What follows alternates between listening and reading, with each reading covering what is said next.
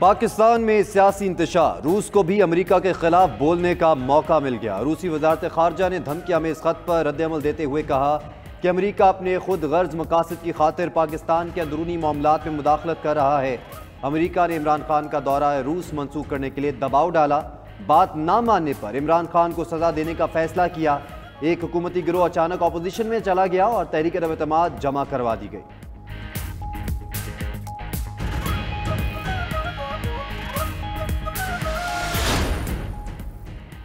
امریکہ نے دھمکیوں میں اس خط سے متعلق الزامات پھر مسترد کر دیے۔ ترجمان امریکی محکمہ خارجہ نیڈ پرائس کہتے ہیں کسی ایک سیاسی جماعت کو سپورٹ نہیں کرتے۔ امریکہ قانون کی حکمرانی اور اس کے تحت برابری کے اصولوں کو سپورٹ کرتا ہے۔ یہ اصول صرف پاکستان کے لیے نہیں، دنیا کے دوسرے ممالک کے لیے بھی ہے۔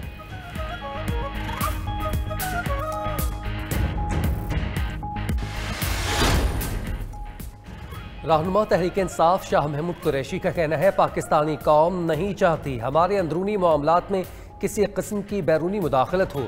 واشنگٹن میں اپنے سفیر کے ذریعے احتجاج ریکارڈ کروایا۔ ترک وزیر خارجہ نے فون کر کے کہا وہ پاکستان کی بہتری چاہتے ہیں۔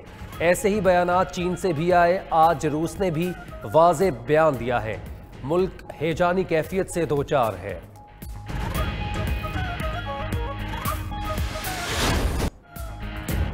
آئینی بحران پر سپریم کورٹ کے از خود نوٹس کی سماعت کچھ دیر بعد شروع ہوگی۔ چیف جسٹس کی سربراہی میں 5 رکنی لارجر بینچ سماعت کرے گا۔ پیپلز پارٹی کے وکیل رضا ربانی اور نون لیگ کے وکیل مختوم علی خان دلائل جاری رکھیں گے۔ پی ٹی آئی کی جانب سے بابر اعوان، علی ظفر، نعیم بخاری دلائل دیں گے۔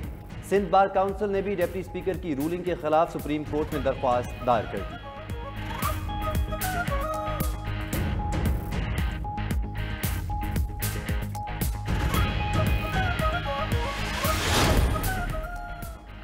رہنما پیپلز پارٹی قمر زمان کائرہ کہتے ہیں یہ پارلیمان اور نظام پر خودکش حملہ کر بیٹھے ہیں۔ اب ہم سب کو دیکھنا ہے اس حملے کے کتنے بھیانک اثرات ہوں گے۔ سپریم کورٹ کا فیصلہ تاریخی ہوگا۔ میاں افتخار بولے آخری وکٹ تک لڑنے کی بات کرنے والا گیند لے کر بھاگ گیا۔ اپنے سفیر سے فرمائشی خط لکھوایا گیا۔ لیگی رہنما جاوید ہاشمی نے کہا سپریم کورٹ کے پاس رولنگ مسترد کرنے کے علاوہ کوئی راستہ نہیں۔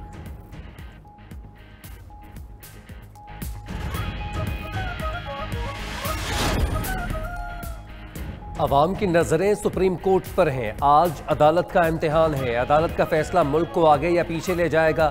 لیگی رہنما شاہد خاقان عباسی کی میڈیا سے گفتگو کہتے ہیں علیم خان نے تو صرف ایک کرپشن کی بات کی، یہ معاملہ بہت آگے بڑھ گیا۔ مریم اورنگزیب کا کہنا ہے کہ ملک میں کوئی حکومت نہیں، ایوان صدر اور وزیر اعظم ہاؤس پر آئین شکن ٹولے کا قبضہ ہے جو خطرناک کھیل کھیل رہا ہے۔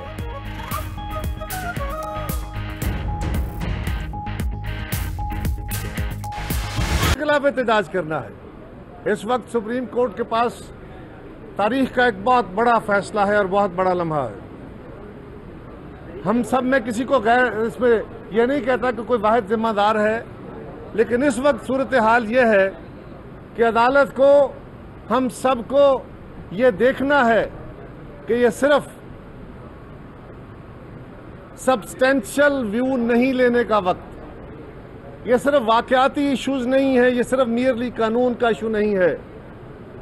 اس وقت دیکھنا ہے کہ جو خودکش حملہ وزیر اعظم اور پی ٹی آئی نے پاکستان پہ کیا ہے، جو اسپیکر کے ذریعے حملہ کرایا گیا ہے، اس کا کانسیکوینٹل ویو کیا ہے، اس کے اثرات کیا ہونے ہیں پاکستان پہ، اور اس کے بہت خوفناک اثرات ہونے جا رہے ہیں۔ پاکستان بہت فرجائل حالت میں ہے۔ ساری جماعتیں، سارے طبقات اس بات پہ متفق ہیں۔ اس میں ہم سب ذمہ دار ہیں، سارا معاشرہ۔ لیکن میں آج سمجھتا ہوں کہ اس وقت پاکستان سیو اٹ اور ویو اٹ اس صورتحال کا شکار ہو چکا ہے۔ یا اس کو بچا لو یا اس کو خدا حافظ کہہ لو، وہاں کھڑے ہو گئے ہیں آ کے ہم، اور یہی کام آج عدالت کے ذمہ آ گیا ہے، سیو اٹ اور ویو اٹ۔ اور انشاءاللہ تعالی ہم سب مل کے اس کو سیو کریں گے۔ اور یہ میں پھر کہوں گا کہ صرف سرکمسٹانشل ویو لینے کا نہیں وقت، بلکہ اس کے کانسیکوینٹل ویو لینے کا وقت ہے۔ عام حالات میں، عام صورتحال میں قانون کی دیوی کی آنکھوں پہ پٹی بندھی ہوتی ہے، وہ جذبات سے عاری ہوتی ہے، وہ نیوٹرل ہوتی ہے، عدالتیں نیوٹرل رہیں، لیکن اس وقت بہرحال اس پٹی سے باہر دیکھنے کی بھی ضرورت ہے کہ اس کے ثمرات اور اثرات کیا ہوں گے۔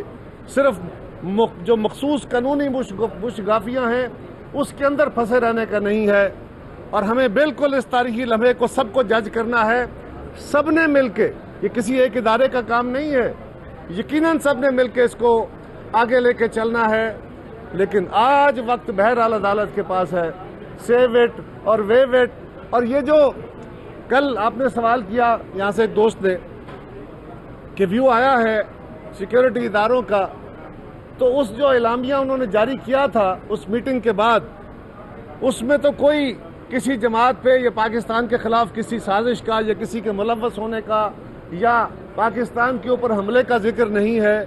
اس کے بعد ان کی سیکیورٹی کانفرنس میں جو میٹنگز ہیں، ملاقاتیں ہیں، یا گفتگو ہے، وہ بھی قوم کے سامنے ہے، اور اس کے اوپر FPCCI کا ریزولوشن بھی اور دیگر ٹریڈ آرگنائزیشنز کے ویو بھی موجود ہیں، پاکستان کی سیاسی جماعتوں کے ویوز بھی موجود ہیں۔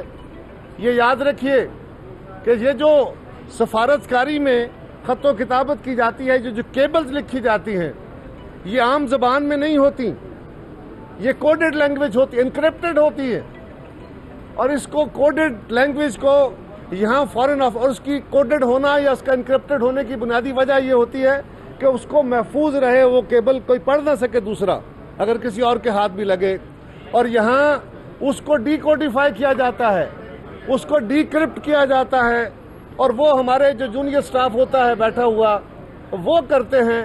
انہوں نے کسی جونیئر سٹاف سے وہ ڈی کرپٹ کرایا ہے اور اس سے مرضی کا اپنا ایک اعلامیہ نکلوایا ہے، اس میں بھی کچھ نہیں ہے، سارا کچھ، ساری بے ایمانی کرنے کے باوجود۔ لیکن یہ بات ہم نے کل بھی گزارش کی تھی، آج بھی، کہ اس وقت اسپیکر کی جو رولنگ ہے جس نے پورے ملک کے اس نظام کو تحت رکھا ہے، اس وقت لٹکا دیا ہے، اگر وہ رولنگ درست ہے، اگر وہ رولنگ ان چیکڈ ہے، اس کے اوپر قدغن نہیں لگ سکتی، اس کو چیک نہیں کیا جا سکتا، اس نے آئین سے بھی کھلواڑ کیا ہے، اس نے قانون سے بھی کھلواڑ کیا ہے، اس نے پارلیمان کے اوپر بھی حملہ کیا ہے، اس نے جمہوریت کے اوپر بھی حملہ کیا ہے۔ وہ صرف کانسیکوینٹل، وہ سرکمسٹانشل نہیں ہے، اس کے کانسیکوینسز بڑے ڈائر ہیں، بڑے خوفناک ہیں۔